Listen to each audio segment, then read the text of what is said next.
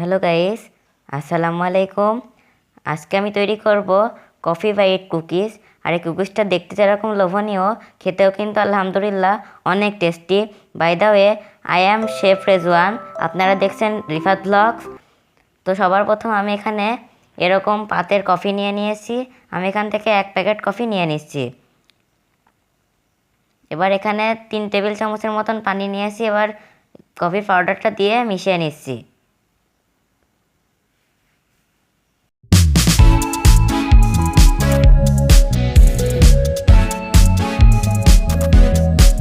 এবার এটাকে সাইডে রেখে দিচ্ছি। এখানে অপর একটি বাটিতে একটি নিয়ে নিচ্ছি 1/4 কাপ সাদা তেল,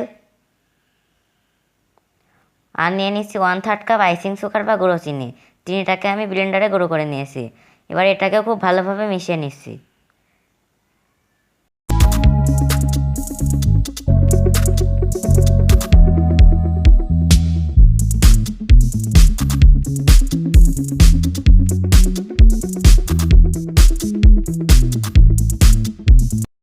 এই পর্যায়ে আমি একটি উইক্স দিয়ে 2 মিনিটের মতন মিশিয়ে নিচ্ছি।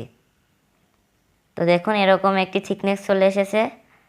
তো এবার দিয়ে দিচ্ছি আগে থেকে গুলিয়ে রাখা কফির যে মিশ্রণটা, সেটা। এবার এটা দিয়েও খুব ভালোভাবে মিশিয়ে নিতে হবে।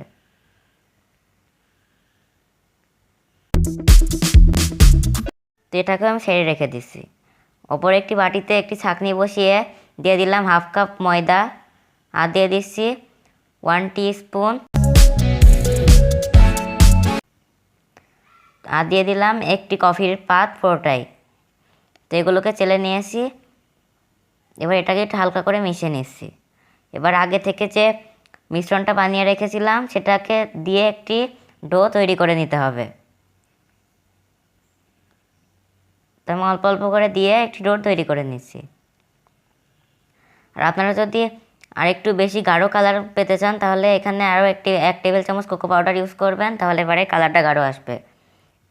এবার এটাকে আমি ফ্রিজে রেখে দিচ্ছি নর্মালে 30 মিনিটের জন্য। 30 মিনিটের ভিতরে এটা সেট হয়ে যাবে। তো ফিরে আসছি 30 মিনিট পর। তো 30 মিনিট পর আমার এটা সেট হয়ে গিয়েছে। এবার আমি এটাকে শেপটা দিয়ে নিচ্ছি। তো হাতে একটু অল্প করে নিয়ে এরকম লম্বা আর একটু গোল করে উপরে একটি চাকু দিয়ে মানে একটু ডিজাইন করে নিচ্ছি। আপনারা আপনাদের পছন্দ মতন করে নিতে পারেন।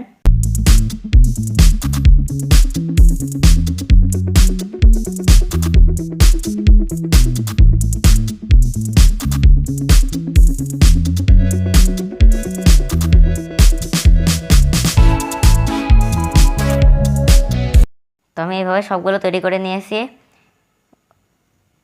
এদিকে আমি একটি কড়াইকে 10 মিনিটের জন্য একটু ফ্রি হিট করে নিয়েছি।